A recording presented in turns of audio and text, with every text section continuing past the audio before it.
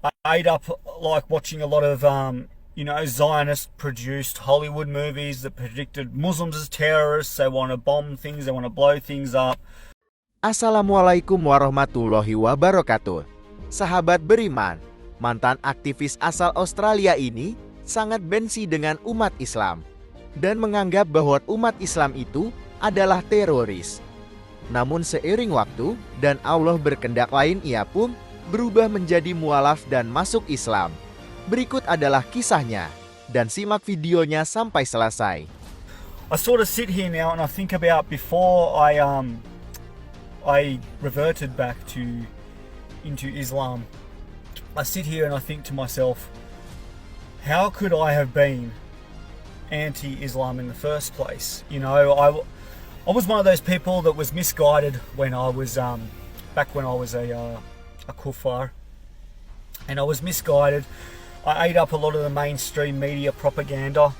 I ate up like watching a lot of Zionist-produced Hollywood movies that predicted Muslims as terrorists. They want to bomb things, they want to blow things up. That's all they do. They just chop off heads. They do this, they do that. So I look back at my past when I was in the anti-Islam movement, and I was just like, wow, I never would have looked back, 4 or 5 years ago and went, I'm going to end up becoming a Muslim myself. If you had told me this, I probably would have punched you in the face. But it's funny how they say God works in mysterious ways. So I believe, in my honest opinion, that Allah put me through those trials, through the anti-Islam movement and through this, because I think He knew that even if I had hatred back then for Islam, that I was one of those people, and He knew I was one of those people that if I dislike something or I like something, I will study into it as much as possible to learn as much about it as possible. And that's what I ended up doing. I thought, okay, I'm going to go talk to some Muslims. I'm going to study right into their books, the Quran, Surah, Hadith, and actually read it with an open mindset to see why these people run around chopping heads off and all this sort of stuff. Because that was the image I had of Muslims. I had this image that Hollywood had given them and that the mainstream media had given them and all this sort of stuff. And then, I started reading their texts, and I read one particular passage, I remember, where it said, to kill another human being is like killing the whole of mankind and killing yourself. And I'm like, hold on a minute, like, they're saying that, killing is wrong and all this sort of stuff.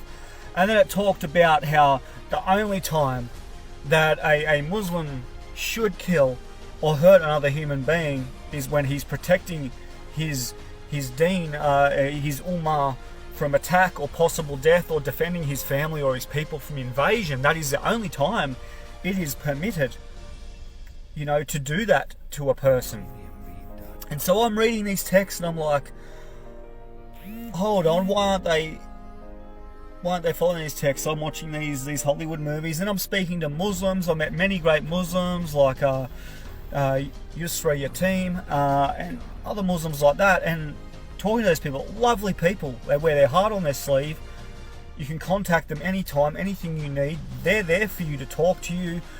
The community, the Islamic community, I believe, and I've talked to some of the Christians that moved over to Islam. They said it was really disappointing when I'd go through hard times in the church and things like this, and I'd really, really need someone to be there because I felt like hopeless and lost and things like this. And they're like, oh, just come to church on Sunday, or you'd ring them and they, other Christians were busy, and oh yeah, I'll come see on Tuesday or something.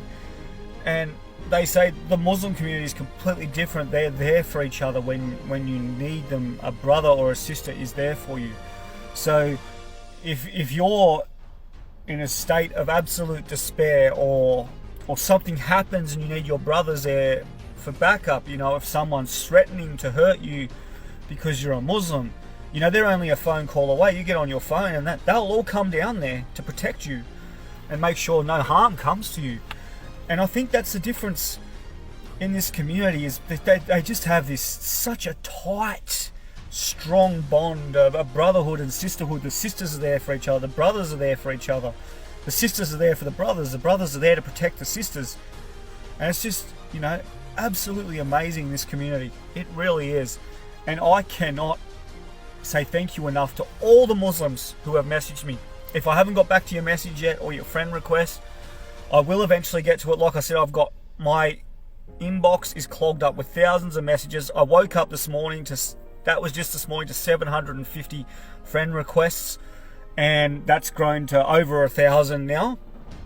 And I've been bombarded on Instagram and everything else. So I will eventually get to you, but thank you very much for your messages of support, saying that anything I need, you know, here's my phone number. I live in Sydney, or I live in Canberra, I live in Melbourne.